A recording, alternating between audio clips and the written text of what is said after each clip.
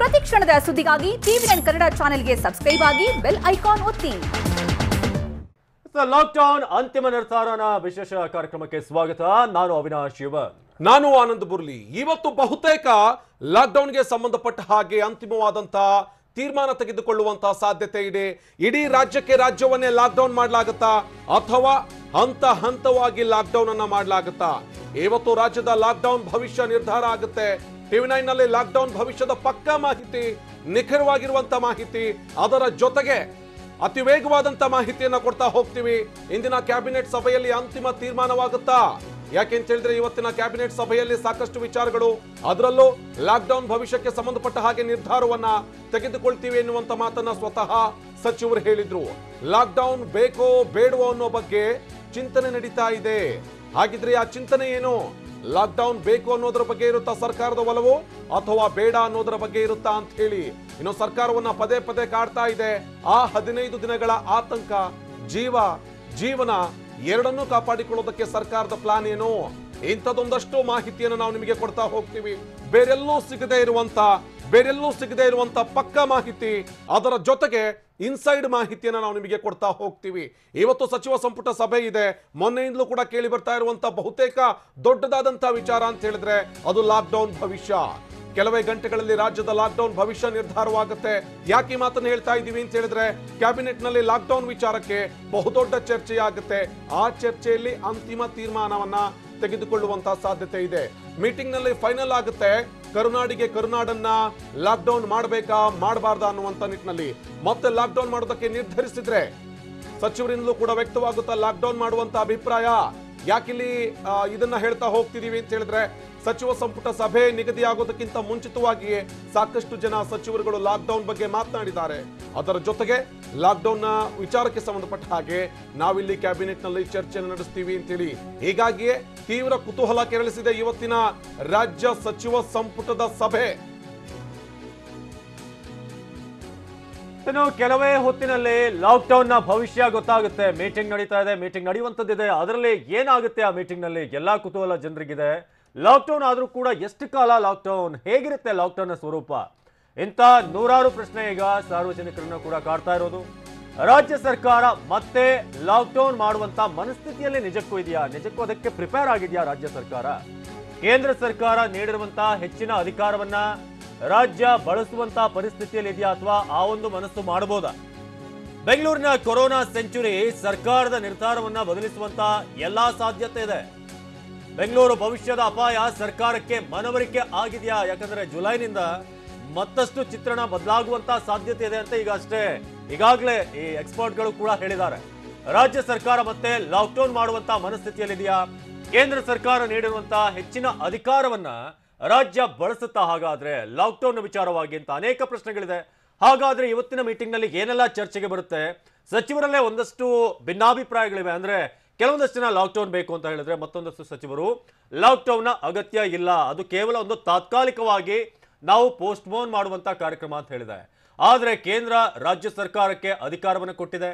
ನಿಮ್ಮ ವಿವೇಚನೆಗೆ ಬಿಟ್ಟಿರುವಂತಹ ವಿಚಾರ, ನಿಮ್ಮ ರಾಜ್ಯದಲ್ಲಿ ಪರಿಸ್ಥಿತಿ ಹೇಗಿದೆ ಅದನ್ನ ನೋಡಿಕೊಂಡು ನೀವು ಲಾಕ್ಡೌನ್ ಮಾಡಿ. ಒಂದು ವಾರದಿಂದ ರಾಜ್ಯದಲ್ಲಿ ಸೋಂಕಿತರ ಸಂಖ್ಯೆ ಬಹಳಷ್ಟು ಹೆಚ್ಚಾಗಿದೆ. ಅದರಲ್ಲೂ ರಾಜಧಾನಿ ಬೆಂಗಳೂರಿನಲ್ಲಂತೂ ಎಂಟೈರ್ ರಾಜ್ಯದ 10% ಕೇಸ್ಗಳು ಬೆಂಗಳೂರಿನಲ್ಲಿ ಬರ್ತಾ ಇದೆ. ಸೊ ಕೇಂದ್ರ ಸರ್ಕಾರಕ್ಕೆ ಲಾಕ್ಡೌನ್ ಅಗತ್ಯವಿಲ್ಲ ಅಂತ ಈಗಾಗಲೇ ರಾಜ್ಯ ಸರ್ಕಾರ ಹೇಳಿದೆ. ಆದ್ರೂ ಕೂಡ ಪರಿಸ್ಥಿತಿಯನ್ನ ಅವಲೋಕಿಸುತ್ತಾ ಇರುವಂತಹ ರಾಜ್ಯ ಸರ್ಕಾರ ಈಗ ಫೈನಲ್ ಆದಂತಹ ನಿರ್ಧಾರವನ್ನ ಕೈಗೊಳ್ಳುವಂತಹ ಸಾಧ್ಯತೆ ಇದೆ. ಒಂದು ವಾರದಿಂದ ರಾಜ್ಯದಲ್ಲಿ ಸೋಂಕಿತರ ಸಂಖ್ಯೆ ಬಹಳ ದೊಡ್ಡ ಮಟ್ಟದಲ್ಲಿ ಹೆಚ್ಚಳ ಆಗಿದೆ. ಒಂದು ವಾರದ ಹಿಂದಿನ ಸಂಖ್ಯೆ ಮತ್ತು ಈಗಿನ ಸಂಖ್ಯೆಯನ್ನು ನೋಡಿದ್ರೆ ಪ್ರತಿದಿನ ಸೋಂಕಿತರ ಸಂಖ್ಯೆ ಶತಕದ ಗಡಿ ದಾಟ್ತಾ ಇದೆ, ಅದು ಬೆಂಗಳೂರಿನಲ್ಲಿ. ಈಗಿನ ಪರಿಸ್ಥಿತಿಯಲ್ಲಿ ಸರ್ಕಾರಕ್ಕೆ ಏನ್ ಮಾಡಬೇಕು ಅನ್ನೋದೇ ಗೊಂದಲ. ಲಾಕ್ಡೌನ್ ಮಾಡಿದ್ರೆ ಆರ್ಥಿಕವಾಗಿ ಹೊಡೆತ ಬೀಳುತ್ತೆ, ಜನರ ಜೀವನ ಬೀದಿಗೆ ಬರುತ್ತೆ. ಆದ್ರೆ ಲಾಕ್ಡೌನ್ ಮಾಡದೆ ಹೋದ್ರೆ ಸೋಂಕಿತರ ಸಂಖ್ಯೆ ಹೆಚ್ಚಾಗ್ತಾ ಹೋಗುವಂತ ಭಯ ಇದೆ. ಈಗಾಗಲೇ ಆಸ್ಪತ್ರೆಗಳಲ್ಲಿ ಬೆಡ್ಗಳ ಸಂಖ್ಯೆ ಬಹಳ ಶಾರ್ಟೇಜ್ ಇದೆ. ಬಹಳಷ್ಟು ಆಸ್ಪತ್ರೆಗಳಲ್ಲಿ ಬೆಡ್ಗಳೇ ಇಲ್ಲ. ಇದೇ ಪರಿಸ್ಥಿತಿ ಮುಂದುವರೆದರೆ ತೊಂದರೆ ಅನ್ನೋದು ಮನವರಿಕೆ ಆಗಿದೆ. ಇದೇ ಕಾರಣಕ್ಕೆ ಸಿಎಂ ಬೆಂಗಳೂರು ಅಧಿಕಾರಿಗಳ ಜೊತೆ ಸಭೆಯನ್ನ ಕೂಡ ಈಗಾಗಲೇ ನಡೆಸಿದ್ರು. ಅದರಲ್ಲಿ ಕೂಡ ಸಾಕಷ್ಟು ಅಭಿಪ್ರಾಯಗಳು ವ್ಯಕ್ತವಾಗಿದೆ. ಇಲ್ಲಿ ಕೇಂದ್ರ ಸರ್ಕಾರಕ್ಕೆ ನಮಗೆ ಲಾಕ್ಡೌನ್ ಅವಶ್ಯಕತೆ ಇಲ್ಲ ಅಂತ ಹೇಳಿ ರಾಜ್ಯ ಸರ್ಕಾರ ಹೇಳಿದೆ. ಆದರೆ ರಾಜ್ಯದಲ್ಲಿ ದಿನದಿಂದ ದಿನಕ್ಕೆ ಹೆಚ್ಚಾಗ್ತಾ ಇರುವಂತಹ ಸೋಂಕಿತರ ಸಂಖ್ಯೆಯನ್ನ ನೋಡ್ತಾ ಹೋದಂಥ ಸಂದರ್ಭದಲ್ಲಿ ಸರ್ಕಾರಕ್ಕೆ ಒಂದು ಗೊಂದಲ ಇದೆ. ಲಾಕ್ಡೌನ್ ಮಾಡಬೇಕೋ ಅಥವಾ ಲಾಕ್ಡೌನ್ ಇಲ್ಲದೆ ಪರಿಸ್ಥಿತಿಯನ್ನು ನಿಭಾಯಿಸಬೇಕೋ, ಇಂಥದ್ದೊಂದು ಗೊಂದಲ ಅಂತೂ ಕಾಡ್ತಾ ಇದೆ. ಒಂದು ಕಡೆಗೆ ಲಾಕ್ಡೌನ್ ಇಲ್ಲ ಅನ್ನುವಂಥ ಮಾತನ್ನು ಸ್ವತಃ ಸಿಎಂ BSY ಹೇಳ್ತಾ ಇದ್ರು ಕೂಡ ಬೆಂಗಳೂರಿನ ಅಧಿಕಾರಿಗಳನ್ನ ಕರೆದು ಸಭೆ ಮೇಲೆ ಸಭೆಯನ್ನು ನಡೆಸ್ತಾ ಇದ್ದಾರೆ. ಒಂದೊಂದು ವಿಚಾರಕ್ಕೂ ಕೂಡ ಅಲ್ಲಿ ಗಂಭೀರವಾಗಿ ಚರ್ಚೆಗಳಾಗ್ತಾ ಇದೆ.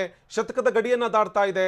ಬೆಂಗಳೂರಿನಲ್ಲಿ ಸೋಂಕಿತರ ಸಂಖ್ಯೆ ಎಷ್ಟರ ಮಟ್ಟಿಗೆ ಹೆಚ್ಚಳ ಆಗ್ತಾ ಹೋಗ್ತಾ ಇದೆ ಅಂತ ಹೇಳಿದ್ರೆ ಪ್ರತಿನಿತ್ಯ 100ಕ್ಕೂ ಅಧಿಕವಾಗಿರುವಂಥ ಸೋಂಕಿತರು ಪತ್ತೆ ಆಗ್ತಾ ಇದ್ದಾರೆ.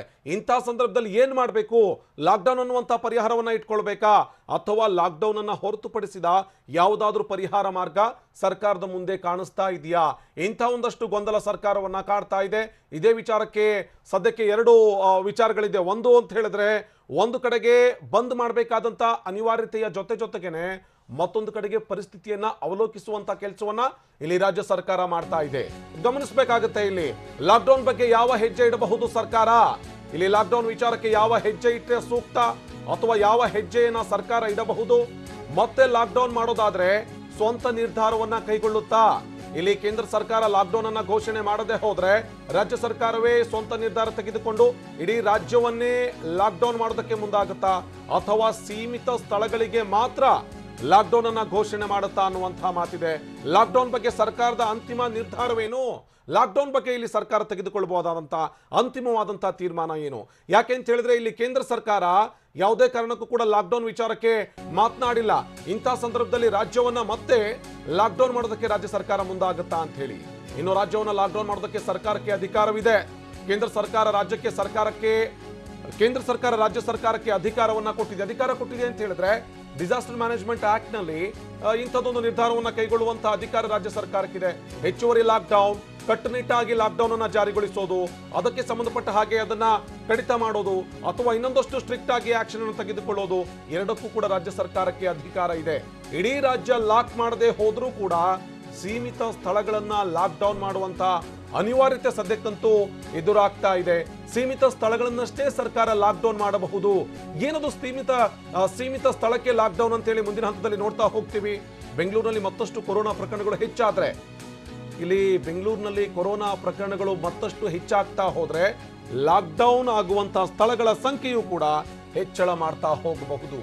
ಎಸ್ ಆನಂದ್, ಈಗ ಬಹಳ ಇರುವಂತಹ ಪ್ರಶ್ನೆ ಏನಂತಂದ್ರೆ, ಲಾಕ್ಡೌನ್ ಅಂದ್ರೆ ಕಂಪ್ಲೀಟ್ ಆದಂತ ಲಾಕ್ಡೌನ್ ಅಥವಾ ಪಾರ್ಷಿಯಲ್ ಲಾಕ್ಡೌನ್ ಅಂತ ಅಂದ್ರೆ ಎಲ್ಲೆಲ್ಲಿ ಹೆಚ್ಚಿನ ಸೋಂಕಿತರಿದ್ದಾರೆ ಅಲ್ಲಿ ಮಾತ್ರ ಲಾಕ್ಡೌನ್ ಮಾಡುವಂತ ವಿಚಾರವಾಗಿ ಕೂಡ ಚರ್ಚೆಗಳಾಗ್ತಾ ಇದೆ. ಸಂಪೂರ್ಣವಾಗಿ ಲಾಕ್ಡೌನ್ ಮಾಡಿದ್ರೆ ಎಲ್ಲೆಲ್ಲಿ ಸೋಂಕಿತರ ಸಂಖ್ಯೆ ಕಡಿಮೆ ಇದೆ ಅವ್ರಿಗೂ ಕೂಡ ಒಂದು ರೀತಿಯಾಗಿ ಶಿಕ್ಷೆ ಆಗುತ್ತೆ. ಇದು 135 ಕೋಟಿ ಜನರು ಏನಿದ್ದಾರೆ ಎಲ್ಲರಿಗೂ ಕೂಡ ಶಿಕ್ಷೆ ಕೊಡ್ಲಿಕ್ಕೆ ಸಾಧ್ಯ ಅಲ್ಲ ಅಂತ ನಿನ್ನೆ ನಮ್ಮ ಸಾಕಷ್ಟು ಎಕ್ಸ್ಪರ್ಟ್ಗಳು ಹೇಳ್ತಾ ಇದ್ರು. ಒಂದ್ ವೇಳೆ ದೇಶದಲ್ಲಿ ಲಾಕ್ಡೌನ್ ಆದ ಸಂದರ್ಭದಲ್ಲಿ ಹಿಂದೆ ಏನಾಗಿತ್ತು ಅಂತ. ಅದೇ ರೀತಿಯಾಗಿ ಕರ್ನಾಟಕದ ವಿಚಾರಕ್ಕೆ ಬಂದ್ರೆ ಎಲ್ಲೋ ಸೋಂಕಿನ ಸಂಖ್ಯೆಗಳು ಎಲ್ಲೆಲ್ಲಿ ಹೆಚ್ಚಿದೆ, ಅದಕ್ಕೋಸ್ಕರ ಸಂಪೂರ್ಣ ಎಲ್ಲರಿಗೂ ಕೂಡ ಅದು ಅನ್ವಯ ಆಗೋದು ಕಷ್ಟ ಆಗ್ಬಿಡುತ್ತೆ ಅಂತ ಕೇಂದ್ರ ಸರ್ಕಾರ ರಾಜ್ಯ ಸರ್ಕಾರಕ್ಕೆ ಅಧಿಕಾರ ಏನೋ ಕೊಟ್ಟಿದೆ.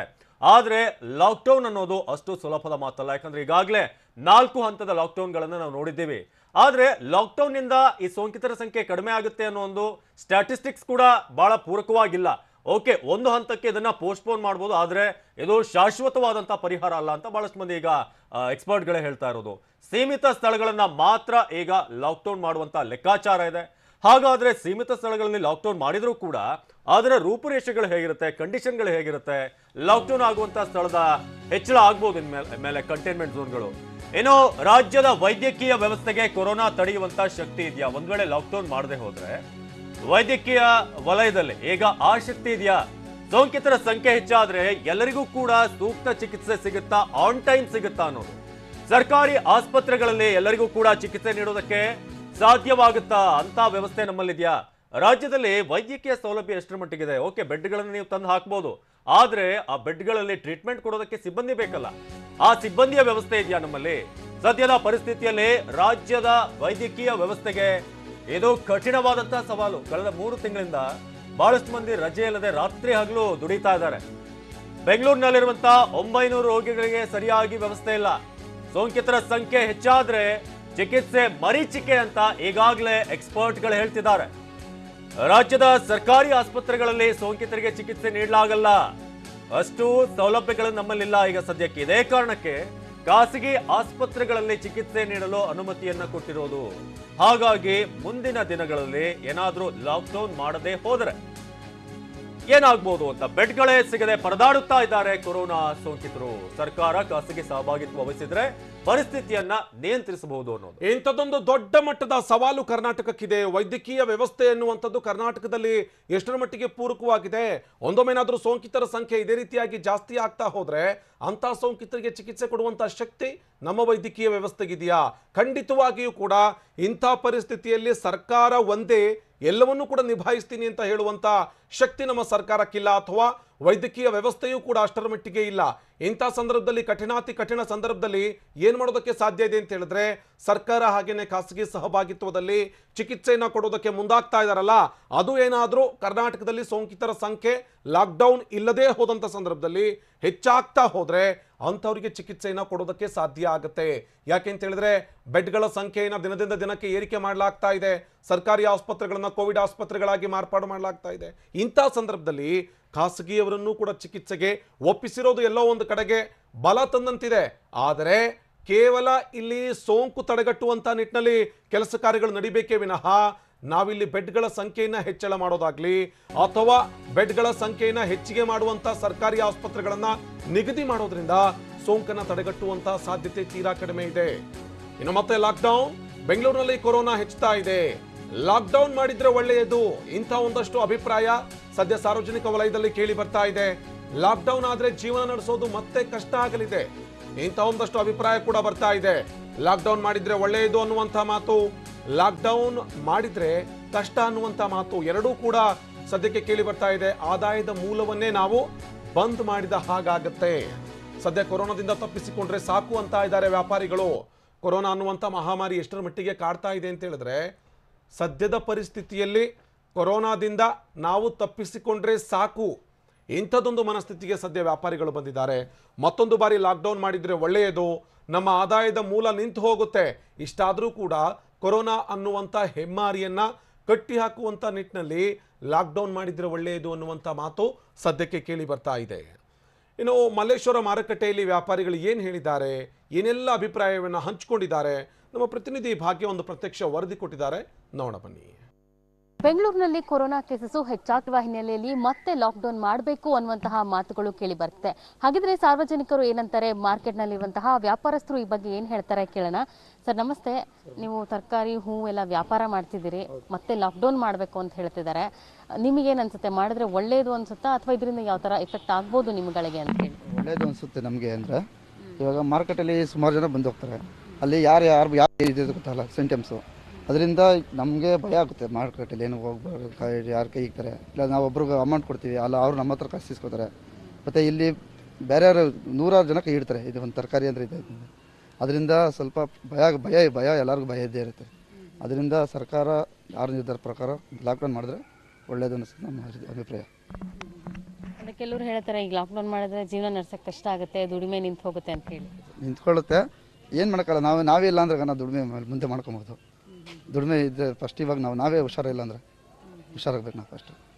ಓಕೆ, ನೀವೀಗ ವ್ಯಾಪಾರ ಮಾಡ್ತಿದ್ರಿ, ನೀವೇನೆಲ್ಲ ಮುಂಜಾಗ್ರತೆ ಕ್ರಮಗಳನ್ನ ತೊಗೊಂಡಿದ್ದೀರಾ ಅಂತ ಹೇಳಿ? ಸ್ಯಾನಿಟೈಸರ್ ಹಾಕತ್ತೀವಿ, ಮಾಸ್ಕ್ ಯಾವೆಲ್ಲ ಖಂಡಿತವಾಗಿ ಹಾಕೊಂಡಿರ್ತೀವಿ, ಸೋಷಿಯಲ್ ಡಿಸ್ಟೆನ್ಸ್ ಮಾಡ್ತೀವಿ, ಜಾಸ್ತಿ ಹೊತ್ತು ನಿಂತ್ಕೊಳ್ಳೋಗಿಲ್ಲ. 5 ಮಿನಿಟ್ 1 ನಿಮಿಷದಲ್ಲಿ 2 ನಿಮಿಷ ತೊಗೊಂಡು ಹೋಗ್ಬಿಡ್ಬೇಕು. 10 ಜನಕ್ಕೆ ಕೊಟ್ಟಾಗ ಸ್ಯಾನಿಟೈಸರ್ ಹಾಕತ್ತೀವಿ, 10 ಜನ ಸ್ಯಾನಿಟೈಸರ್ ಹಾಕತ್ತೀವಿ. ಇಲ್ಲ ಏನಾದರೂ ಇದಂದ್ರೆ ಬ್ಲೌಸ್ ಇದೆ, ಏನಾದರೂ ಜಾಸ್ತಿ ಜನ ಬಂದಾಗ ಬ್ಲೌಸ್ ಹಾಕೊಂಡು ಕೊಡ್ತಾರೆ. ಇದಿಷ್ಟು ವ್ಯಾಪಾರಿಗಳು ಹೇಳ್ತಿರುವಂತದ್ದು, ಲಾಕ್ಡೌನ್ ಮಾಡಿದ್ರೆ ಒಂದು ರೀತಿ ಒಳ್ಳೆಯದು, ಜೀವ ಇದ್ರೇನೆ ನೆಕ್ಸ್ಟ್ ಜೀವನ ಅನ್ನುವಂಥ ಮಾತುಗಳನ್ನ ಹೇಳ್ತಿದ್ದಾರೆ. ಕ್ಯಾಮರಾ ಪರ್ಸನ್ ಶ್ರೀಕಾಂತ್ ಜೊತೆ ಭಾಗ್ಯಸಿದ್ದಪ್ಪ, TV9 ಬೆಂಗಳೂರು. ಖಂಡಿತವಾಗಿಯೂ ಕೂಡ ಒಂದಷ್ಟು ಮಾತುಗಳು ಕೇಳಿ ಬರ್ತಾ ಇದೆ. ಜೀವ ಇದ್ರೆ ಜೀವನ ಇದೆ ಎನ್ನುವಂತಹ ಮಾತು, ಅದರ ಜೊತೆಗೆ ಲಾಕ್ಡೌನ್ ಮಾಡಿದ್ರೆ ಒಳ್ಳೆಯದು, ಸೋಂಕಿನಿಂದ ತಪ್ಪಿಸಿಕೊಳ್ಳೋದಕ್ಕೆ ಸಾಧ್ಯ ಆಗುತ್ತೆ ಎನ್ನುವಂಥ ಮಾತನ್ನು ಹೇಳ್ತಾ ಇದ್ದಾರೆ. ಜನರ ಅಭಿಪ್ರಾಯ ಈ ರೀತಿಯಾಗಿದ್ರೆ ತಜ್ಞರು ಏನಂತ ಅಭಿಪ್ರಾಯ ಕೊಟ್ಟಿದ್ದಾರೆ ಸರ್ಕಾರಕ್ಕೆ, ಈಗಿರುವಂತಹ ಪರಿಸ್ಥಿತಿಯ ಬಗ್ಗೆ ತಜ್ಞರು ಏನು ಹೇಳ್ತಾರೆ, ಆ ಬಗೆಗಿನ ಡೀಟೇಲ್ಸ್ ಅನ್ನು ನೋಡ್ತಾ ಹೋಗೋಣ. ಯಾವುದೇ ಒಂದು ನಿರ್ಧಾರ, ಎಸ್ಪೆಷಲಿ ಲಾಕ್ಡೌನ್ ಅಂತ ನಿರ್ಧಾರ ತೆಗೆದುಕೊಳ್ಬೇಕಾದ್ರೆ ಎಕ್ಸ್ಪರ್ಟ್ಗಳ ಅಭಿಪ್ರಾಯ ಬಹಳ ಪ್ರಮುಖವಾದಂತಹ ಪಾತ್ರವನ್ನು ವಹಿಸುತ್ತೆ. ಹಾಗಾದ್ರೆ ಲಾಕ್ಡೌನ್ ನ ವಿಚಾರವಾಗಿ, ಅದರಲ್ಲೂ ಕೂಡ ಬೆಂಗಳೂರಿನ ಲಾಕ್ಡೌನ್ ನ ವಿಚಾರವಾಗಿ ತಜ್ಞರು ಏನು ಹೇಳ್ತಾರೆ, ಅವರ ಅಭಿಪ್ರಾಯ ಏನು, ರಾಜಧಾನಿಯನ್ನ ಲಾಕ್ಡೌನ್ ಮಾಡಿದ್ರೆ ಏನಾಗುತ್ತೆ, ಅದು ಹೇಗಿರಬೇಕು, ಅದರ ರೂಪುರೇಷೆಗಳೇನು, ಇದೆಲ್ಲದರ ಬಗ್ಗೆ ಕೂಡ ಈಗ ಎಕ್ಸ್ಪರ್ಟ್ಗಳು ಕೂಡ ತಮ್ಮ ಒಪಿನಿಯನ್ ಕೊಟ್ಟಿದ್ದಾರೆ. ಲಾಕ್ಡೌನ್ ಇಲ್ಲದೆ ಹೋದ್ರೆ ಪರ್ಯಾಯವಾಗಿ ಮಾರ್ಗವೇನಾದ್ರೂ ಇದೆಯಾ, ಲಾಕ್ಡೌನ್ ಒಂದೇ ಅಂತಿಮವಾದಂತಹ ಪರಿಹಾರನ? ಬೆಂಗಳೂರು ಲಾಕ್ಡೌನ್ ಕುರಿತು ತಜ್ಞರು ಏನು ಹೇಳ್ತಾರೆ, ಇದು ಸದ್ಯಕ್ಕೆ ಲಾಕ್ಡೌನ್ ಬಗ್ಗೆ ಇರುವಂತಹ ಪ್ರಶ್ನೆಗಳಿಗೆ ಉತ್ತರವನ್ನು ಕೊಡುವಂತಹ ಸಮಯ ಅಂತಂದ್ರೆ ಉತ್ತರವನ್ನು ಕಂಡುಕೊಳ್ಳುವಂತಹ ಸಮಯ.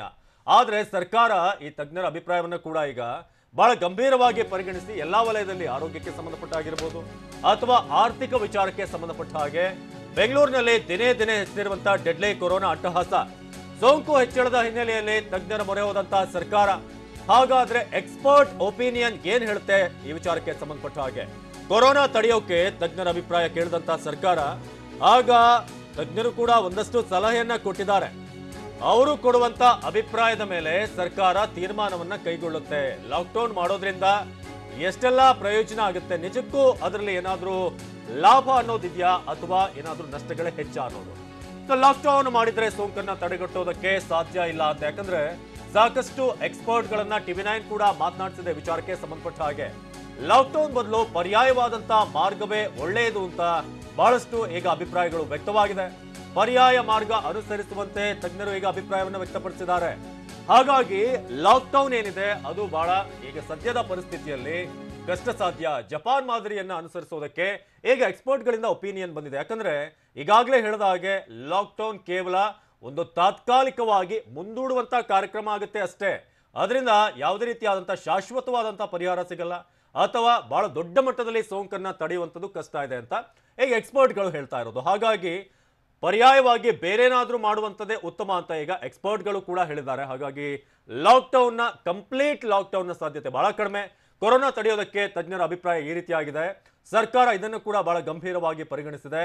ಲಾಕ್ಡೌನ್ ಇಂದ ಏನು ಬಹಳ ದೊಡ್ಡ ಮಟ್ಟದಲ್ಲಿ ಸೋಂಕನ್ನ ಕಂಟ್ರೋಲ್ ಮಾಡಬಹುದಾ, ಆ ರೀತಿ ಏನಾದ್ರೂ ಸಾಧ್ಯತೆ ಇದ್ದಿದ್ದರೆ ಆಗ ಸರ್ಕಾರ ಆ ಒಂದು ಮಾರ್ಗವನ್ನ ಅನುಸರಿಸ್ತಾ ಇತ್ತು. ಆದ್ರೆ ಸದ್ಯಕ್ಕೆ ಲಾಕ್ಡೌನ್ ಇಂದ ಹೆಚ್ಚಿನ ಪ್ರಯೋಜನ ಇಲ್ಲ. ಲಾಕ್ಡೌನ್ ಮಾಡಿದ್ರೆ ಸೋಂಕನ್ನ ತಡೆಗಟ್ಟೋದು ಬಹಳ ದೊಡ್ಡ ಮಟ್ಟದಲ್ಲಿ ಆಗೋದಿಲ್ಲ, ಏನಾದ್ರೂ ಸಣ್ಣ ಪುಟ್ಟ ಪ್ರಮಾಣದಲ್ಲಿ ಆಗ್ಬೋದು ಏನೋ. ಆದ್ರೆ ಮತ್ತೆ ಲಾಕ್ಡೌನ್ ಅನ್ನು ರಿಲೀಸ್ ಮಾಡಿದ ನಂತರ ಮತ್ತೆ ಅದೇ ಪರಿಸ್ಥಿತಿಗೆ ಬರುತ್ತೆ, ಮತ್ತೆ ಸೋಂಕುಗಳು ಹೆಚ್ಚಾಗುತ್ತೆ, ಜನ ಪರಸ್ಪರ ಮಿಂಗಲ್ ಆಗ್ತಾರೆ. ಸೊ ಅದಕ್ಕೋಸ್ಕರ ಲಾಕ್ಡೌನ್ಗಿಂತ ಪರ್ಯಾಯವಾದಂತಹ ಮಾರ್ಗ ವೈದ್ಯಕೀಯ ಸೌಲಭ್ಯಗಳನ್ನ, ರ್ಯಾಂಡಮ್ ಟೆಸ್ಟ್ಗಳನ್ನ ಹೆಚ್ಚು ಮಾಡೋದು, ಇಂಥ ಅನೇಕ ಮಾರ್ಗಗಳಿವೆ. ಜೊತೆಗೆ ಜನ ಅದಕ್ಕೆ ಸಹಕಾರ ಕೊಡೋದಿದೆಯಲ್ಲ, ಅದು ಎಲ್ಲಕ್ಕಿಂತ ಮೀರಿದಂತ ಒಂದು ರೀತಿಯಾದಂತ ಒಂದು ರೀತಿ ಕಂಟ್ರೋಲ್ ತರುವಂತ ಮಾರ್ಗ ಅಂತ ಹೇಳ್ಬೋದು. ಹಾಗಾಗಿ ಈಗ ತಜ್ಞರ ಅಭಿಪ್ರಾಯದ ಪ್ರಕಾರ ಅವರು ತಿಳಿಸ್ತಿರುವಂತದ್ದು ಲಾಕ್ಡೌನ್ ಒಂದು ಶಾಶ್ವತವಾದಂತ ಪರಿಹಾರ ಅಲ್ಲ, ಅದೇನಿದ್ರೂ ಕೂಡ ತಾತ್ಕಾಲಿಕವಾಗಿ ಮುಂದೂಡಬಹುದು. ಸೋಂಕಿತರ ಸಂಖ್ಯೆಯನ್ನ ಈ ಕ್ಷಣಕ್ಕೆ ಕಡಿಮೆ ಮಾಡಬಹುದೇನೋ ಒಂದು ಮಟ್ಟಕ್ಕೆ, ಆದ್ರೆ ಬಹಳ ಲಾಂಗ್ ಡಿಸ್ಟೆನ್ಸ್ ನಲ್ಲಿ ನಾವು ನೋಡಿದಾಗ ಲಾಕ್ಡೌನ್ ಪರಿಹಾರ ಅಲ್ಲ ಅಂತ ಈಗ ತಜ್ಞರು ಕೂಡ ಹೇಳಿದ್ದಾರೆ. ಹಾಗಾಗಿ ಈ ಎಲ್ಲಾ ಒಪಿನಿಯನ್ಗಳನ್ನ ಸರ್ಕಾರ ಇವತ್ತು ಪರಿಗಣನೆಗೆ ತೆಗೆದುಕೊಳ್ಳುತ್ತೆ.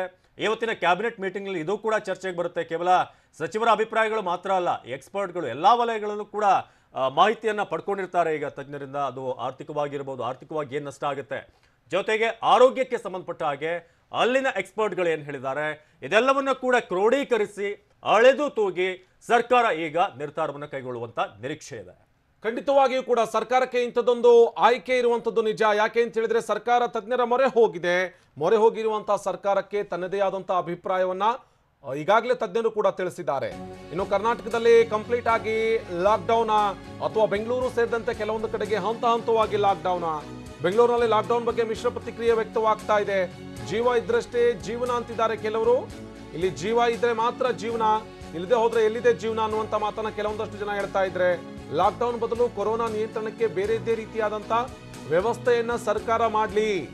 ಬೆಂಗಳೂರಿನ ಸ್ಯಾಟಲೈಟ್ ಬಸ್ ನಿಲ್ದಾಣದಲ್ಲಿ ಆಟೋ ಚಾಲಕರಿಂದ ಇಂಥದ್ದೊಂದು ಮಿಶ್ರ ಪ್ರತಿಕ್ರಿಯೆ ವ್ಯಕ್ತವಾಗ್ತಾ ಇದೆ. TV9 ಗ್ರೌಂಡ್ ರಿಯಾಲಿಟಿಯನ್ನು ಕೊಡುವಂತ ಕೆಲಸ ಮಾಡ್ತಾ ಇದೆ. ಪ್ರತಿಯೊಂದು ವರ್ಗಕ್ಕೂ ಕೂಡ ಈ ರೀತಿಯಾದಂತಹ ವ್ಯವಸ್ಥೆ ಏನಾದ್ರೂ ಬಂದ್ರೆ ಅಥವಾ ಕೊರೋನಾ ಅನ್ನುವಂತ ಹೊತ್ತಲ್ಲಿ ಲಾಕ್ಡೌನ್ ಏನಾದ್ರೂ ಮತ್ತೆ ಎರಗಿ ಬಂದ್ರೆ ನಿಮ್ಮ ಪ್ರತಿಕ್ರಿಯೆ ಏನು ಅನ್ನುವಂಥದ್ದನ್ನ ಜನರಿಂದಲೇ ಸಂಗ್ರಹಿಸುವಂತ ಕೆಲಸ ಮಾಡ್ತಾ ಇದೆ. ಪ್ರತಿ ಹಂತದಲ್ಲೂ ಕೂಡ ಪ್ರತಿ ವರ್ಗದ ಜನರನ್ನ ಮಾತನಾಡಿಸ್ತಾ ಇದೆ. ಪ್ರತಿಯೊಬ್ಬರು ತಮ್ಮ ಅಭಿಪ್ರಾಯವನ್ನ ಏನು ಹೇಳ್ತಾರೋ ಅಥವಾ ಇಂಥದ್ದೊಂದು ಸಂದರ್ಭದಲ್ಲಿ ಲಾಕ್ಡೌನ್ಗೆ ಜನ ಯಾವ ರೀತಿಯಾಗಿ ಪ್ರತಿಕ್ರಿಯಿಸ್ತಾ ಇದ್ದಾರೋ ಎಲ್ಲವನ್ನೂ ಕೂಡ ನಿಮ್ಮ ಮುಂದೆ ಇಡ್ತಾ ಹೋಗ್ತಾ ಇದ್ದೀವಿ. ಇಂಥ ಸಂದರ್ಭದಲ್ಲಿ ಕೊರೋನಾದಿಂದಾಗಿ ನಿಮಗೇನಾದ್ರೂ ಲಾಕ್ಡೌನ್ ಅನ್ನುವಂಥದ್ದು ಎದುರಾದ್ರೆ ಅಥವಾ ಲಾಕ್ಡೌನ್ ಸದ್ಯಕ್ಕೆ ಕರ್ನಾಟಕದಲ್ಲಿ ಮತ್ತೆ ಜಾರಿಯಾದ್ರೆ ನಿಮ್ಮ ಅಭಿಪ್ರಾಯವೇನು?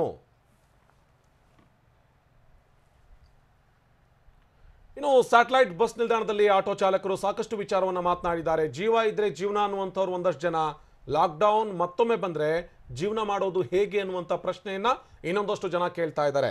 ಇದೇ ವಿಚಾರಕ್ಕೆ ಸಂಬಂಧಪಟ್ಟ ಹಾಗೆ ನಮ್ಮ ಪ್ರತಿನಿಧಿ ಮಾಲ್ತೇಶ್ ಜಗ್ಗಿನ ಒಂದು ಪ್ರತ್ಯಕ್ಷ ವರದಿ ಕೊಟ್ಟಿದ್ದಾರೆ, ನೋಡೋಣ ಬನ್ನಿ.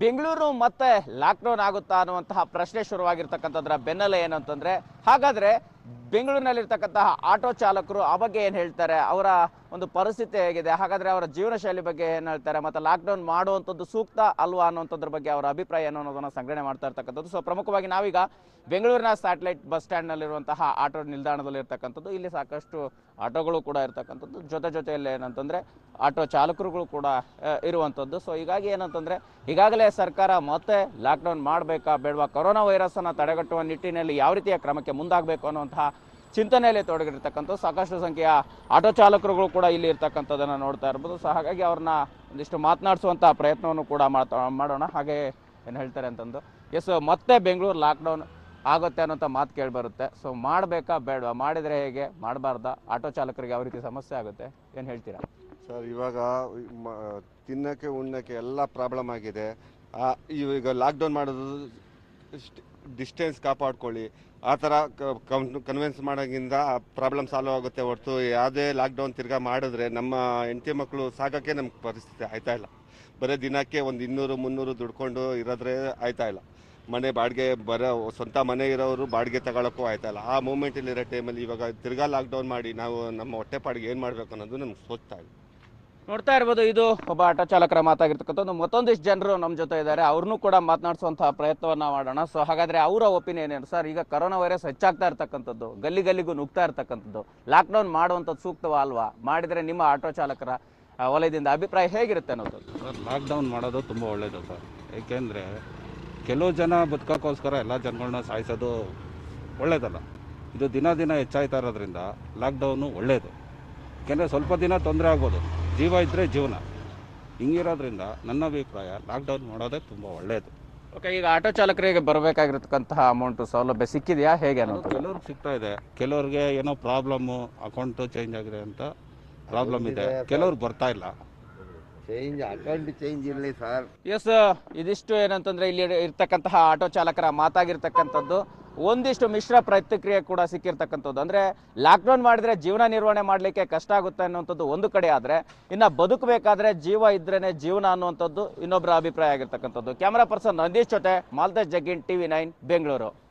ನಾವು ಬೆಂಗಳೂರಿನ ವಿಚಾರವಾಗಿ ಮಾತನಾಡುವುದಾದ್ರೆ, ಕಳೆದ 10 ದಿನಗಳಿಂದ ಬೆಂಗಳೂರಿನಲ್ಲಿ ಸಂಖ್ಯೆಗಳೆಷ್ಟಿದೆ ಅಂತ ಬಗ್ಗೆ ನಾವು ನೋಡ್ತಾ ಇದ್ದೀವಿ. ಒಂದು ರೀತಿಯಾಗಿ ಕೊರೋನಾದ ಸಾಮ್ರಾಜ್ಯ ಆಗಿ ಮಾರ್ಪಾಡಾಗ್ತಿದೆ ರಾಜಧಾನಿ ಬೆಂಗಳೂರು.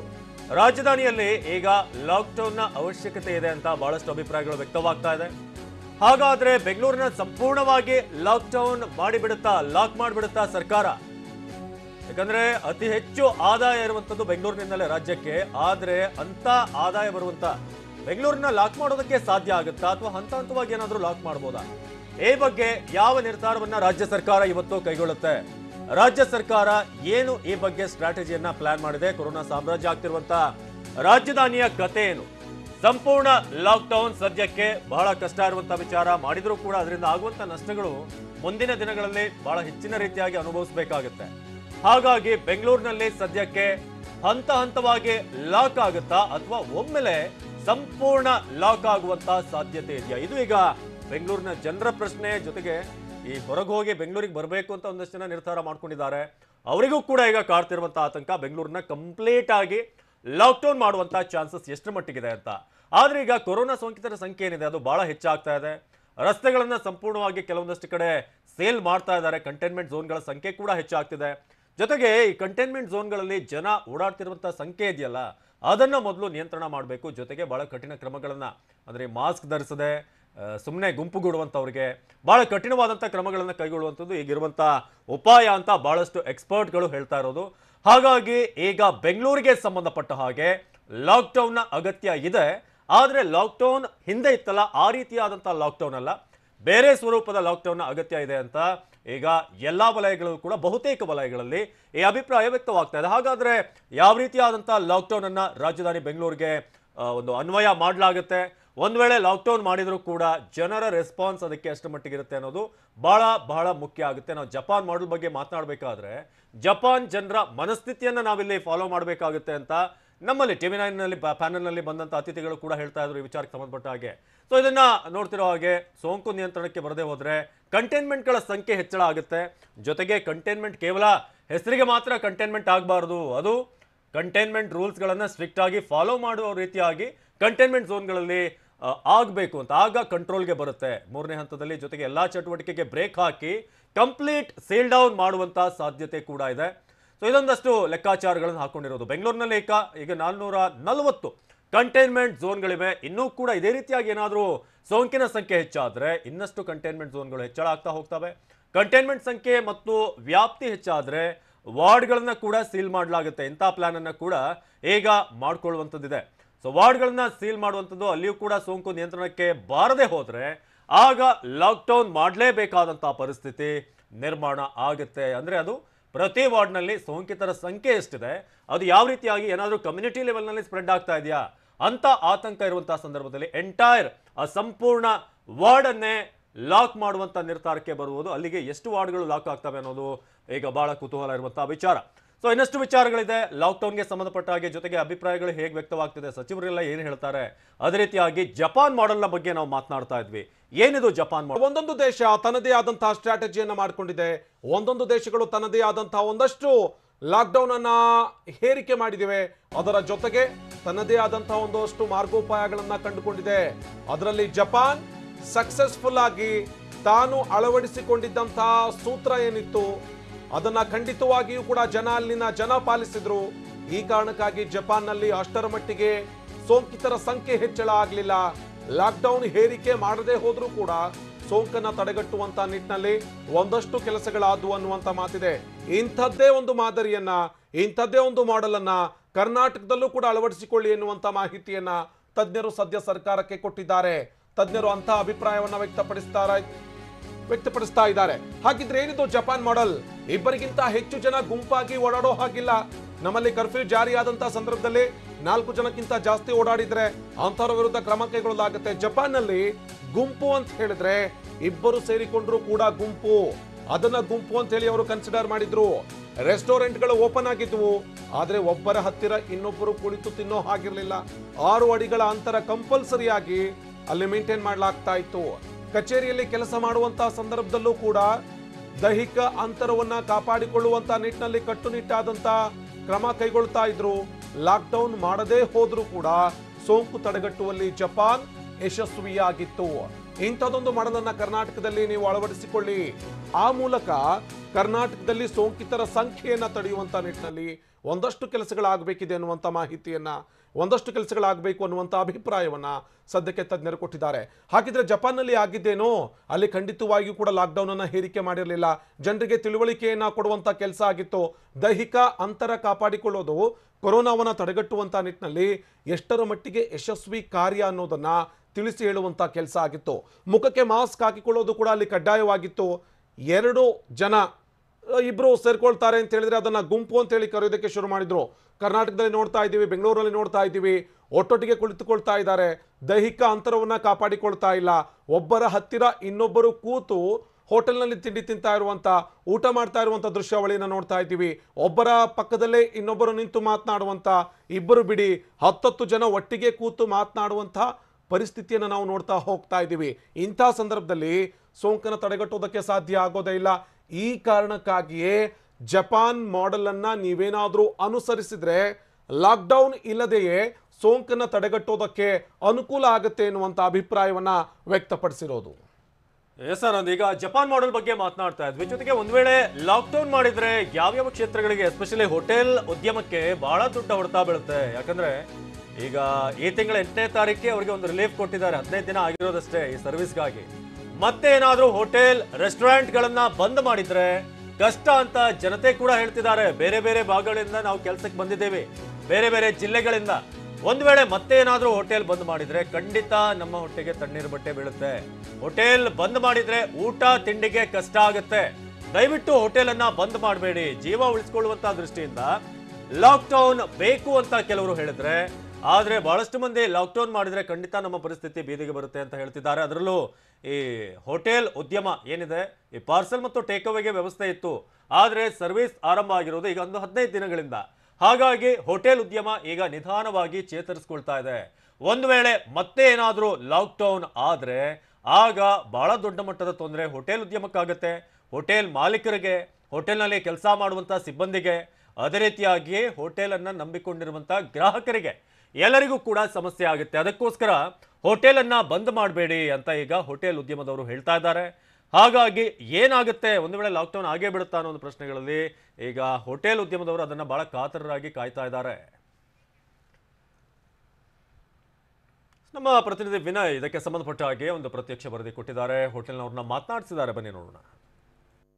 ಬೆಂಗಳೂರಿನಲ್ಲಿ ಕೊರೋನಾ ಪ್ರಕರಣಗಳ ಸಂಖ್ಯೆ ಒಂದು ಕಡೆ ಹೆಚ್ಚಾಗ್ತಾ ಇದ್ರೆ ಇನ್ನೊಂದು ಕಡೆ ಆರ್ಥಿಕತೆ ಕೂಡ ಮುಖ್ಯ ಆಗಿರುತ್ತೆ. ಈ ನಿಟ್ಟಿನಲ್ಲಿ ಬೆಂಗಳೂರಿಗರು ಏನು ಹೇಳ್ತಾರೆ, ಹೋಟೆಲ್ನೇ ಡಿಪೆಂಡ್ ಆಗಿರುವಂತಹ ಗ್ರಾಹಕರು ಏನು ಹೇಳ್ತಾರೆ, ಮತ್ತೆ ಬೆಂಗಳೂರಿನಲ್ಲಿ ಲಾಕ್ಡೌನ್ ಮಾಡಬೇಕಾ ಬೇಡವಾ, ಏನು ಯಾವ ರೀತಿಯಂತ ಅಭಿಪ್ರಾಯಗಳನ್ನು ವ್ಯಕ್ತಪಡಿಸ್ತಾರೆ ಅಂತ ನಾವು ಮಾತಾಡ್ತಾ ಹೋಗೋಣ. ಸದ್ಯ ಬೆಂಗಳೂರಿನಲ್ಲಿರುವಂತಹ ಗ್ರಾಹಕರು ಮತ್ತು ಏನು ಹೋಟೆಲ್ನನ್ನೇ ಏನೋ ಅವಲಂಬಿಸಿರುವಂತವರ ಅಭಿಪ್ರಾಯ ಏನಾಗಿರುತ್ತೆ ಅಂತ ಕೇಳೋಣ. ಸರಿ, ಸದ್ಯಕ್ಕೆ ಬೆಂಗಳೂರಿನಲ್ಲಿ ಮತ್ತೆ ಕೊರೋನಾಗಳ ಪ್ರಕರಣ ಹೆಚ್ಚಾಗ್ತಾ ಇದೆ. ಈ ನಿಟ್ಟಿನಲ್ಲಿ ಹೋಟೆಲ್ಗಳನ್ನು ಸೇರಿದಂತೆ ಎಲ್ಲವುಗಳನ್ನು ಕೂಡ ಮತ್ತೆ ಬಂದ್ ಮಾಡಬೇಕು, ಲಾಕ್ಡೌನ್ ಮಾಡಬೇಕು ಅನ್ನುವಂತಹ ಸರ್ಕಾರದ ಚಿಂತನೆ ಮತ್ತು ಅಭಿಪ್ರಾಯ ವ್ಯಕ್ತ ಆಗ್ತದೆ. ತಾವು ಏನು ಹೇಳ್ತೀರಿ ಈ ವಿಷಯಕ್ಕೆ ಸಂಬಂಧಪಟ್ಟ? ಲಾಕ್ಡೌನ್ ಮಾಡೋದ್ರಿಂದ ಏನು ಪ್ರಯೋಜನ ಇಲ್ಲ, ಮುಂದೆ ಪ್ರಿಕಾಷನ್ಸ್ ತಗೊಂಡು ಇದು ಮಾಡಬೇಕಷ್ಟೇ. ಈಗಾಗಲೇ ಎಕಾನಮಿ ಇದಾಗ್ಬಿಟ್ಟಿದೆ ಫುಲ್ಲು, ತಿರ್ಗಾ ಇದಾಗ್ಬಿಟ್ಟು ಜನಗಳು ಈಗಲೇ ಕೆಲಸಗಳು ಇದು ಇಲ್ಲ,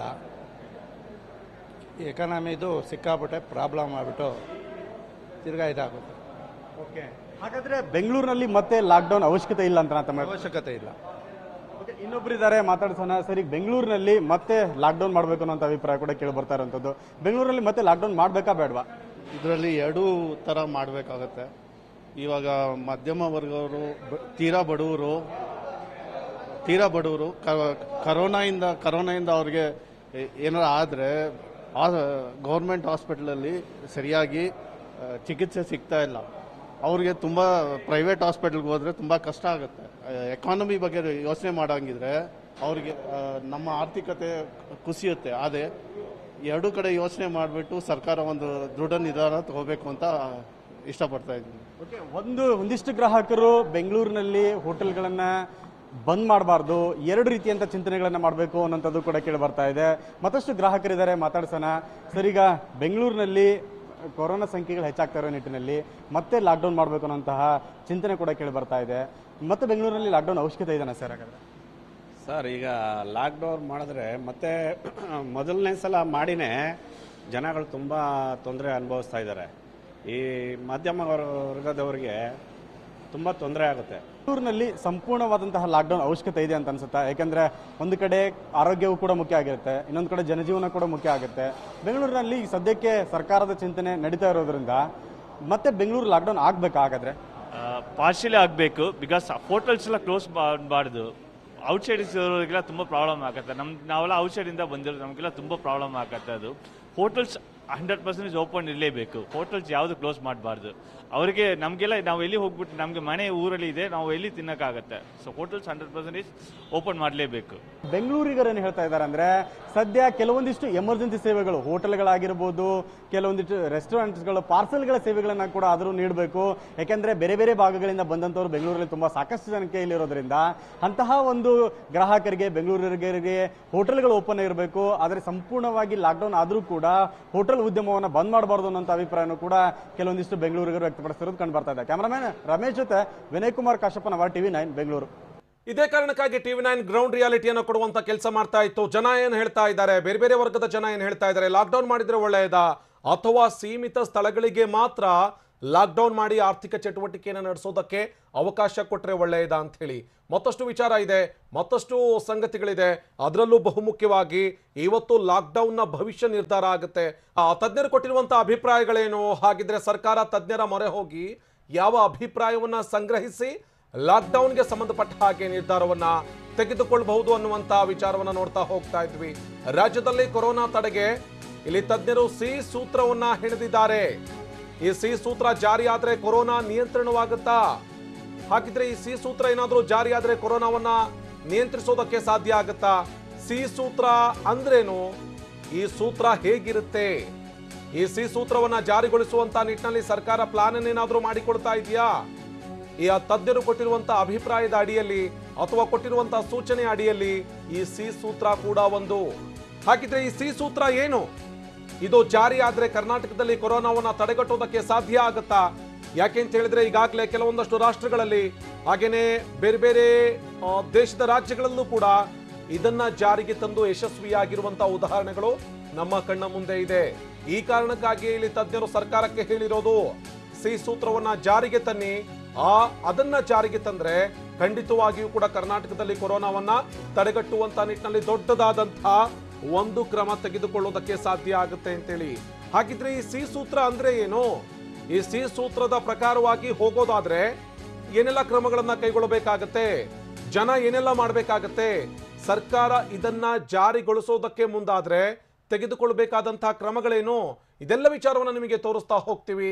ಸಿ ಸೂತ್ರ ಅಂತ ಹೇಳಿದ್ರೆ ಈ ಕ್ಲೋಸ್ಡ್ ಸ್ಪೇಸ್ ಅಂತ ಏನ್ ಕರಿತೀವಿ, ಅಥವಾ ಇಕ್ಕಟ್ಟಾಗಿರುವಂತಹ ಜಾಗ ಅಥವಾ ಮುಚ್ಚಿರುವಂತಹ ಜಾಗ, ಅದ್ಯಾವುದು ಅಂತ ನೋಡ್ತಾ ಹೋದ್ರೆ ಕಚೇರಿಗಳಲ್ಲಿ ಕೆಲಸ ನಿರ್ವಹಿಸ್ತಾ ಇರ್ತೀವಿ ಅಥವಾ ಯಾವುದೋ ಒಂದು ಆಫೀಸ್ನಲ್ಲಿ ಕೆಲಸ ನಿರ್ವಹಿಸ್ತಾ ಇರ್ತೀವಿ, ಅಲ್ಲಿ ಗಾಳಿಯ ಸಮಸ್ಯೆ ಇರುತ್ತೆ ಅಥವಾ ಬೆಳಕಿನ ಸಮಸ್ಯೆ ಇರುತ್ತೆ, ಜನ ಕ್ಲೋಸ್ ಆಗಿ ಕಾಂಟ್ಯಾಕ್ಟ್ಗೆ ಬರುವಂತಹ ಸಾಧ್ಯತೆ ಇರುತ್ತೆ.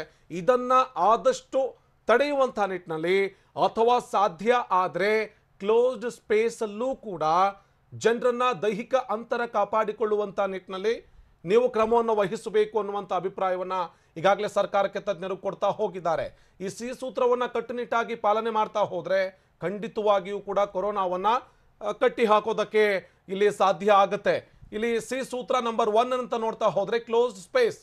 ಆಗ್ಲೇ ನೋಡ್ತಾ ಇದ್ವಿ, ಜನ ಜಾಸ್ತಿ ಇರುವಂತ ಅಥವಾ ದೈಹಿಕ ಅಂತರ ಕಾಪಾಡಿಕೊಳ್ಳುವುದಕ್ಕೆ ಸಾಧ್ಯ ಇಲ್ಲದೇ ಇರುವಂತಹ ಜಾಗಗಳಿದೆಯಲ್ಲ, ಅಂಥವುಗಳನ್ನ ಕಟ್ಟುನಿಟ್ಟಾಗಿ ಮಾನಿಟರ್ ಮಾಡಬೇಕು. ಅಲ್ಲಿ ಜನ ಇಕ್ಕಟ್ಟಾಗಿ ಕೂರೋದನ್ನ ತಪ್ಪಿಸಬೇಕು, ದೈಹಿಕ ಅಂತರವನ್ನ ಕಾಪಾಡಿಕೊಳ್ಳುವಂತ ನಿಟ್ಟಿನಲ್ಲಿ ಅವರಿಗೆ ಖಂಡಿತವಾಗಿಯೂ ಕೂಡ ತಿಳುವಳಿಕೆಯನ್ನ ಕೊಡಬೇಕು ಅನ್ನುವಂತಹ ವಿಚಾರವನ್ನ ಇಲ್ಲಿ ನೋಡ್ತಾ ಹೋಗ್ತಾ ಇದ್ದೀವಿ. ಇನ್ನು ಮಾರುಕಟ್ಟೆಗಳಲ್ಲಿ ವ್ಯಾಪಾರಿಗಳಿದ್ದಾರೆ, ಅದರ ಜೊತೆಗೆ ಗ್ರಾಹಕರಿದ್ದಾರೆ, ಇಬ್ಬರಿಗೂ ಕೂಡ ಕಡ್ಡಾಯವಾಗಿ ದೈಹಿಕ ಅಂತರ ಕಾಪಾಡಿಕೊಳ್ಳುವಂತ ನಿಟ್ಟಿನಲ್ಲಿ, ಮಾಸ್ಕ್ ಅನ್ನು ಹಾಕಿಕೊಳ್ಳುವಂತ ನಿಟ್ಟಿನಲ್ಲಿ, ಜೊತೆಗೆ ನಿರಂತರವಾಗಿ ಕೈಯನ್ನು ತೊಳೆದುಕೊಳ್ಳುವಂತ ನಿಟ್ಟಿನಲ್ಲೂ ಕೂಡ ನಾವು ತಿಳುವಳಿಕೆಯನ್ನ ಕೊಡಬೇಕು ಅನ್ನುವಂತ ಮಾತನ್ನ ಹೇಳ್ತಾ ಹೋಗಿದ್ದಾರೆ. ಕ್ಲೋಸ್ ಕಾಂಟ್ಯಾಕ್ಟ್ ಇದು ಸೂತ್ರ ನಂಬರ್ 3. ಸೂತ್ರ ನಂಬರ್ 2 ಅಂತ ನೋಡ್ತಾ ಹೋದ್ರೆ ಕ್ರೌಡೆಡ್ ಪ್ಲೇಸ್ಗಳು. ಕ್ರೌಡೆಡ್ ಪ್ಲೇಸ್ ಅಂತ ಯಾವುದು ಅಂತ ಹೇಳ್ತೀವಿ, ಮಾರುಕಟ್ಟೆ ಆಗಿರ್ಬೋದು ಅಥವಾ ದೊಡ್ಡ ದೊಡ್ಡ ಮಲ್ಟಿ ಸ್ಟೋರಿ ಬಿಲ್ಡಿಂಗ್ಗಳಾಗಿರ್ಬೋದು ಅಥವಾ ಶಾಪಿಂಗ್ ಕಾಂಪ್ಲೆಕ್ಸ್ ಆಗಿರ್ಬೋದು, ಇಲ್ಲಿ ಜನ ಕ್ಲೋಸ್ ಕಾಂಟ್ಯಾಕ್ಟ್ಗೆ ಬರ್ತಾ ಹೋಗ್ತಾರೆ ಅಥವಾ ಒಬ್ಬರ ಬಳಿಯಲ್ಲಿ ಒಬ್ಬರು ನಿಂತು ಮಾತನಾಡುವಂಥ ಸಾಧ್ಯತೆ ಇದೆ. ಈ ಕಾರಣಕ್ಕಾಗಿ ಕ್ರೌಡೆಡ್ ಪ್ಲೇಸ್ಗಳನ್ನು ನಾವು ನಿಯಂತ್ರಿಸಬೇಕು. ಜಾತ್ರೆ ಆಗಿರ್ಬೋದು ಅಥವಾ ಜನ ಜಾಸ್ತಿ ಇರುವಂತಹ ಸಮಾರಂಭಗಳಾಗಿರ್ಬೋದು ಅಥವಾ ಸಭೆಗಳಾಗಿರ್ಬೋದು, ಮಾರುಕಟ್ಟೆ ಆಗಿರಬಹುದು, ಇದೆಲ್ಲವನ್ನು ಕೂಡ ನಾವು ನಿಯಂತ್ರಿಸಬೇಕು. ಅದರ ಜೊತೆಗೆ ಕ್ಲೋಸ್ ಕಾಂಟ್ಯಾಕ್ಟ್ ಅಂತ ಹೇಳಿದ್ರೆ ಇಬ್ಬರಿಗಿಂತ ಜಾಸ್ತಿ ಗುಂಪು ಕಟ್ಟಬಾರದು ಅನ್ನೋದನ್ನ ಕಟ್ಟುನಿಟ್ಟಾಗಿ ಪಾಲಿಸಬೇಕು ಅನ್ನೋದು ತಜ್ಞರ ಅಭಿಪ್ರಾಯ ಆಗಿದೆ. ಈ ಲಾಕ್ಡೌನ್ ವಿಚಾರವಾಗಿ ಮೆಜೆಸ್ಟಿಕ್ ಮತ್ತು ಬೆಂಗಳೂರಿನ ರೈಲ್ವೆ ನಿಲ್ದಾಣ ಏನಿದೆ, ಕೇಂದ್ರೀಯ ರೈಲ್ವೆ ನಿಲ್ದಾಣ, ಅಲ್ಲಿ ಆಟೋ ಚಾಲಕರು ಒಂದಷ್ಟು ಅಭಿಪ್ರಾಯಗಳನ್ನು ವ್ಯಕ್ತಪಡಿಸಿದ್ದಾರೆ. ಅವ್ರು ಹೇಳುವಂತ ಪ್ರಕಾರ ಮತ್ತೆ ಲಾಕ್ಡೌನ್ ಮಾಡಬೇಕು, ಆದ್ರೆ ಕಾಟಾಚಾರಕ್ಕೆ ಮಾಡಬಾರದು. ಬೆಂಗಳೂರಿನ ರೈಲ್ವೆ ನಿಲ್ದಾಣದ ಬಳಿ ಆಟೋ ಚಾಲಕರ ಹೇಳಿಕೆ ಇದು. ಲಾಕ್ಡೌನ್ ಬೇಕಾದ್ರೆ ಮಾಡ್ಲಿ, ಆದ್ರೆ ಕಾಟಾಚಾರಕ್ಕೆ ಮಾಡೋದು ಬೇಡ. ಕೊರೋನಾ ತಡೆಗಟ್ಟುವಂತ ನಿಟ್ಟಿನಲ್ಲಿ ಲಾಕ್ಡೌನ್ ಅವಶ್ಯಕತೆ ಇದೆ, ಆದ್ರೆ ಆಟೋ ಟ್ಯಾಕ್ಸಿಗಳನ್ನೆಲ್ಲ ಬಂದ್ ಮಾಡಿ ಜನರನ್ನ ಓಡಾಡೋಕ್ ಬಿಟ್ರೆ ಆಗ ಯಾವ ಪುರುಷಾರ್ಥಕ್ಕೆ ಆ ಲಾಕ್ಡೌನ್ ಇರುತ್ತೆ? ಮಾಡಿದ್ರೆ ಬಹಳ ಸ್ಟ್ರಿಕ್ಟ್ ಆಗಿ ಮಾಡಿ, ಯಾರು ಕೂಡ ಹೊರಗೆ ಬರಲೇಬಾರದು. ಆದ್ರೆ ಆಟೋಗಳನ್ನ, ಹೋಟೆಲ್, ಈ ರೀತಿಯಾದಂತ ಅನೇಕ ಉದ್ಯಮಗಳೇನೇನಿದೆ ಅದನ್ನೆಲ್ಲ ಬಂದ್ ಮಾಡಿ ಜನರನ್ನ ಓಡಾಡೋಕ್ ಬಿಟ್ಟು ನಂತರ ನೀವೇನಾದ್ರೂ ಲಾಕ್ಡೌನ್ ಮಾಡುವಂಥದ್ದು ಏನಾದರೂ ಆದ್ರೆ ಅಂತ ರೀತಿಯಾಗಾದ್ರೆ ಖಂಡಿತ ಯಾವುದೇ ಪ್ರಯೋಜನ ಇಲ್ಲ. ಇದನ್ನ ಬಹಳ ಸ್ಟ್ರಿಕ್ಟ್ ಆಗಿ ಫಾಲೋ ಮಾಡೋದಾದ್ರೆ ಮಾತ್ರ ಲಾಕ್ಡೌನ್ ಮಾಡಲಿ ಅಂತ ಹೇಳಿದ್ದಾರೆ. ಇದಕ್ಕೆ ಸಂಬಂಧಪಟ್ಟ ಹಾಗೆ ನಮ್ಮ ಪ್ರತಿನಿಧಿ ಮಾಲ್ತೇಶ್ ಜಗ್ಗಿ ಈ ಆಟೋ ಚಾಲಕರನ್ನ ಮಾತನಾಡಿಸಿದ್ದಾರೆ. ಬನ್ನಿ ನೋಡೋಣ. ಸರ್ಕಾರ ಮತ್ತೆ ಲಾಕ್ಡೌನ್ ಬಗ್ಗೆ ಚಿಂತನೆಯನ್ನ ಮಾಡ್ತಾ ಇರ್ತಕ್ಕಂಥದ್ದು ಒಂದು ಕಡೆ ಆದ್ರೆ, ಇನ್ನು ಸಾಮಾನ್ಯ ಜನರ ಪರಿಸ್ಥಿತಿ ಹೇಗಿದೆ, ಅವರ ಅಭಿಪ್ರಾಯ ಏನು ಅನ್ನುವಂಥದ್ದನ್ನ ಚೆಕ್ ಮಾಡಲಿಕ್ಕೆ TV9 ಗ್ರೌಂಡ್ ರಿಪೋರ್ಟ್ ನ ಹೇಳ್ತಾ ಇರ್ತಕ್ಕಂಥದ್ದು. ಸೊ ಪ್ರಮುಖವಾಗಿ ಈಗ ಆಟೋ ಚಾಲಕರು ಕೂಡ ನಮ್ಮ ಜೊತೆ ಇರ್ತಕ್ಕಂಥದ್ದು ಸಾಕಷ್ಟು ಸಂಖ್ಯೆಯಲ್ಲಿ ನೋಡ್ತಾ ಇರ್ಬೋದು. ಇಲ್ಲಿ ಬೆಂಗಳೂರಿನ ರೈಲ್ವೆ ನಿಲ್ದಾಣದ ಬಳಿ ಇರ್ತಕ್ಕಂತಹ ಒಂದು ರೈಲ್ವೆ ನಿಲ್ದಾಣದ ಬಳಿ ಇರುವಂತಹ ಆಟೋ ಚಾಲಕರನ್ನ ಮಾತನಾಡಿಸುವಂತ ಪ್ರಯತ್ನವನ್ನ ಮಾಡ್ತೀನಿ. ಸಾಕಷ್ಟು ಸಂಖ್ಯೆಯಲ್ಲಿ ಆಟೋ ಚಾಲಕರು ಕೂಡ ನಮ್ಮ ಜೊತೆ ಇರ್ತಕ್ಕಂಥದ್ದನ್ನ ನೋಡ್ತಾ ಇರ್ಬೋದು. ಸೊ ಈಗಾಗಲೇ ಏನಂತಂದ್ರೆ ಪ್ರತಿದಿನ ಅವರ ಜೀವನ ಶೈಲಿ ಹೇಗಿದೆ, ಸೊ ಈ ಲಾಕ್ಡೌನ್ ಇಂದ ಆಗಿರ್ತಕ್ಕಂತಹ ಪರಿಣಾಮ ಏನು, ಮತ್ತೆ ಮತ್ತೊಂದು ಸಾರಿ ಲಾಕ್ಡೌನ್ ಬೇಕಾ ಬೇಡವಾ ಅನ್ನೋದ್ರ ಬಗ್ಗೆ ಅವರ ಒಂದು ಅಭಿಪ್ರಾಯ ಏನು ಅನ್ನೋದನ್ನ ಸಂಗ್ರಹಣೆ ಮಾಡ್ತಕ್ಕಂಥ ಕೆಲಸಕ್ಕೆ ಮುಂದಾಗಿರುವಂಥದ್ದು. ಎಸ್ ಸರ್, ನಿಮಗೆ ಈಗ ಮತ್ತೆ ಸರ್ಕಾರ ಲಾಕ್ಡೌನ್ ಮಾಡಬೇಕು ಅನ್ನುವಂಥ ಚಿಂತನೆಗೆ ಶುರು ಮಾಡಿರುವಂಥದ್ದು, ಮಾಡಬೇಕಾ ಬೇಡವಾ, ಮತ್ತು ಕೊರೋನಾ ವೈರಸ್ ತಡೆಗಟ್ಟುವಂಥದ್ರ ನಿಟ್ಟಿನಲ್ಲಿ ಮಾಡಿದರೆ ಸರಿನಾ ತಪ್ಪ ಅನ್ನೋದು? ಮತ್ತೆ ಲಾಕ್ಡೌನ್ ಮಾಡೋದು ತಪ್ಪು ಅಂತ ನಮ್ಮ ಅನುಭವ. ಇದರಿಂದ ಸಾಕಷ್ಟು ಜನಕ್ಕೆ ತೊಂದರೆ ಆಗುತ್ತೆ. ಬಡವರು ಈಗಲೇ ನೊಂದೋಗಿದ್ದಾರೆ, ಹಣಕಾಸು ತೊಂದರೆ ಜಾಸ್ತಿ ಇದೆ. ಸರ್ಕಾರ ಇದ್ರ ಬಗ್ಗೆ ಚಿಂತನೆ ತಗೋಬೇಕು ಅಂತ ನಾವು ಕೇಳ್ಕೊತೀವಿ. ಓಕೆ, ಮತ್ತೊಬ್ಬ ಆಟೋ ಚಾಲಕರು ಕೂಡ ಇದ್ದಾರೆ. ಅವರ ಅಭಿಪ್ರಾಯ ಏನಾಗಿರುವಂಥದ್ದು, ಲಾಕ್ಡೌನ್ ಮಾಡಿದ್ರೆ ನಿಮಗೆ ಯಾವ ರೀತಿ ಸಮಸ್ಯೆಗಳು ಎದುರಾಗುತ್ತೆ, ಮತ್ತೆ ಈಗಾಗಲೇ ಏನಂತಂದ್ರೆ ಸರ್ಕಾರ ಕೊಡಬೇಕಾಗಿರುವಂತಹ ಅಮೌಂಟು ನಿಮಗೆಲ್ಲವೂ ಬಂದಿದೆಯಾ ಅನ್ನುವಂಥದ್ದು ಹೇಗೆ ಅನ್ನುವಂಥದ್ದು ಸರ್? ಸುಮಾರು ಜನಕ್ಕೆ ಬಂದಿದೆ, ಸುಮಾರು ಜನಕ್ಕೆ ಬಂದಿಲ್ಲ. ಆದರೆ ಲಾಕ್ಡೌನು ಅನಿವಾರ್ಯ ಇದೆ, ಈಗ ಮಾಡಲೇಬೇಕು. ಯಾಕೆ ಅಂತ ಕೇಳಿ, ಈಗ ಬೆಂಗಳೂರಿನಲ್ಲಿ ಸಾವು ನೋವು ಅತಿ ಹೆಚ್ಚಾಗಿದೆ. ಪ್ರತಿದಿನ 5ರಿಂದ 8 ಜನ ಪ್ರತಿದಿನ ಸಾಯ್ತಾ ಇದ್ದಾರೆ. ದಿನಕ್ಕೆ ಕರ್ನಾಟಕದಲ್ಲಿ 300ರಿಂದ 400 ಜನ ಕೇಸ್ ಬರ್ತಾ ಇದೆ. ಇದರಿಂದ ಲಾಕ್ಡೌನ್ ಮಾಡೋದು ಭಾಳ ಉತ್ತಮ. ಆದರೆ ಲಾಕ್ಡೌನ್ ಮಾಡ್ತೀನಿ ಅಂದ್ಬಿಟ್ಟು ಸುಮ್ಮನೆ ಬೇಕಾಬಿಟ್ಟಿ ಮಾಡೋದಲ್ಲ. ಲಾಕ್ಡೌನ ಭಾಳ ಸ್ಟ್ರಿಕ್ಟಾಗಿ ಒಂದು 15 ದಿನ ಮಾಡಿದ್ರೆ ಸಾಕೀಗ. ಈಗಿನ ಪರಿಸ್ಥಿತಿಗೆ 15 ದಿನ ಒಂದು ನಾಯಿ ಎಲ್ಲ ಒಂದು ನರಪಿಳ್ಳೆ ಆಚೆ ಬರಬಾರ್ದು. ಆ ಥರ ಲಾಕ್ಡೌನ್ ಮಾಡಿದ್ರೆ ಸಕ್ಸಸ್ ಆಗುತ್ತೆ. ಓಕೆ, ಇದು ಮತ್ತೊಬ್ಬ ಆಟೋ ಚಾಲಕರ ಮಾತಾಗಿರ್ತಕ್ಕಂಥದ್ದು. ಮತ್ತೊಬ್ಬರು ಮಾತಾಡಲಿಕ್ಕೆ ರೆಡಿ ಇದ್ದಾರೆ. ಎಸ್ ಸರ್, ನೀವು ಆಟೋ ಚಾಲಕರಾಗಿರುವಂಥದ್ದು, ನಿಮಗೆ ಯಾವ ರೀತಿ ಸಮಸ್ಯೆ ಆಗ್ಬೋದು, ಮತ್ತೆ ಲಾಕ್ಡೌನ್ ಮಾಡುವಂಥದ್ದು ಸರಿನಾ ತಪ್ಪ ಅನ್ನುವಂಥದ್ದು ಸರ್? ಲಾಕ್ಡೌನ್ ಮಾಡೋದ್ರಿಂದ ಎಲ್ಲ ರೀತಿ ಒಳ್ಳೆಯದೇ ಆಗುತ್ತೆ. ಈಗ ಸಂಪಾದನೆ ಯೋಚನೆ ಮಾಡ್ತೀವಿ. ಆ ಸಂಪಾದನೆಯಿಂದ ತಿರ್ಗಾ ರೋಗ ಏನಾರ ಬಂತು ಅಂದರೆ ಇಲ್ಲಿ 500 ರೂಪಾಯಿ ಸಂಪಾದನೆ ಮಾಡೋಕೆ ಹೋಗ್ತೀವಿ. ತಿರ್ಗಾ ರೋಗ ಬಂತು ಅಂದರೆ 35,000 45,000 ಎಲ್ಲ ಮನೆಯವ್ರಿಗೆಲ್ಲ ಕೊಟ್ಟು ಸಂಪಾದನೆ ಮಾಡೋಕ್ಕೆಲ್ಲ ಲಕ್ಷ ಆಗುತ್ತೆ. ಆಗೋದಿಲ್ಲ. ಹಂಗಾಗಿ ಲಾಕ್ಡೌನ್ ಮಾಡಿ ಇರೋ ಪರಿಸ್ಥಿತಿಗಿಂತ ಇನ್ನು ಕಮ್ಮಿ ಆದರೂ ಪರವಾಗಿಲ್ಲ, ಲಾಕ್ಡೌನ್ ಮಾಡೋದೇ ಒಳ್ಳೆಯದು ಸರ್. ಎಸ್, ಇಷ್ಟು ಏನಂತಂದ್ರೆ ಇಲ್ಲಿರುವಂತಹ ಆಟೋ ಚಾಲಕರ ಮಾತಾಗಿರ್ತಕ್ಕಂಥದ್ದು. ಒಂದು ವೇಳೆ ಸರ್ಕಾರ ಲಾಕ್ಡೌನ್ ಮಾಡೋದಾದ್ರೆ ಬೇಕಾಬಿಟ್ಟಿಯಾಗಿ ಮಾಡಬಾರ್ದು, ಕಡಾಖಂಡಿತವಾಗಿ ಕಟ್ಟುನಿಟ್ಟಿನ ಕ್ರಮಗಳನ್ನು ತೆಗೆದುಕೊಳ್ಬೇಕು ಅನ್ನುವಂಥದ್ದು ಕೆಲವರ ಅಭಿಪ್ರಾಯ. ಆದರೆ ಇನ್ನೊಂದಿಷ್ಟು ಜನರ ಅಭಿಪ್ರಾಯ ಸಮಸ್ಯೆ ಆಗುತ್ತೆ, ಜೀವನ ನಿರ್ವಹಣೆ ಕಷ್ಟ ಆಗುತ್ತೆ, ಅದಕ್ಕೂ ಕೂಡ ಒಂದಿಷ್ಟು ಸೂಕ್ತ ಸೌಲಭ್ಯಗಳನ್ನು ಒದಗಿಸಬೇಕು ಅಂತಕ್ಕಂಥದ್ದು. ಕ್ಯಾಮರಾ ಪರ್ಸನ್ ನಂದೀಶ್ ಜೊತೆ ಮಾಲ್ತೇಶ್ ಜಗ್ಗೇನ್, TV9 ಬೆಂಗಳೂರು. ಖಂಡಿತವಾಗಿಯೂ ಕೂಡ ಕರ್ನಾಟಕದಲ್ಲಿ ಲಾಕ್ಡೌನ್ ಅನ್ನೋದು ಕೇವಲ ಬೆಂಗಳೂರಿಗೆ ಮಾತ್ರ ಸೀಮಿತ ಆಗುತ್ತಾ, ಅಥವಾ ಕರ್ನಾಟಕದಾದ್ಯಂತ ಲಾಕ್ಡೌನ್ ಅನ್ನು ಜಾರಿಗೊಳಿಸುತ್ತಾ ಸರ್ಕಾರ ಅನ್ನುವಂಥ ಮಾಹಿತಿಯನ್ನ ನಿಮಗೆ ಕೊಡ್ತಾ ಹೋಗ್ತಾ ಇದ್ವಿ. ಜನರ ಬಳಿಯಲ್ಲೇ ಮಾತನಾಡಿಸಿ ಗ್ರೌಂಡ್ ರಿಯಾಲಿಟಿಯನ್ನು ಪಡೆಯುವಂಥ ಕೆಲಸವನ್ನು ಕೂಡ TV9 ಮಾಡ್ತಾ ಇತ್ತು. ಇನ್ನೇನು ಕೆಲವೇ ಹೊತ್ತಲ್ಲಿ ಕ್ಯಾಬಿನೆಟ್ ಸಭೆ ಕೂಡ ನಡೆಯುತ್ತೆ. ಸಭೆಯಲ್ಲಿ ಇಂಥದ್ದೊಂದಷ್ಟು ಗಂಭೀರವಾದಂಥ ವಿಚಾರಗಳು ಚರ್ಚೆಗೆ ಬರುತ್ತೆ. ತದನಂತರದಲ್ಲಿ ಲಾಕ್ಡೌನ್ನ ಭವಿಷ್ಯ ನಿರ್ಧಾರ ಆಗುತ್ತೆ. ನಿರಂತರ ಸುದ್ದಿಗಾಗಿ ನೋಡ್ತಾ ಇರಿ TV9. ಇನ್ಸೈಡ್ ಸುದ್ದಿ ಸೋಮವಾರದಿಂದ ಶನಿವಾರ ಸಂಜೆ 7 ಗಂಟೆಗೆ TV9 ನಲ್ಲಿ ಮಾತ್ರ.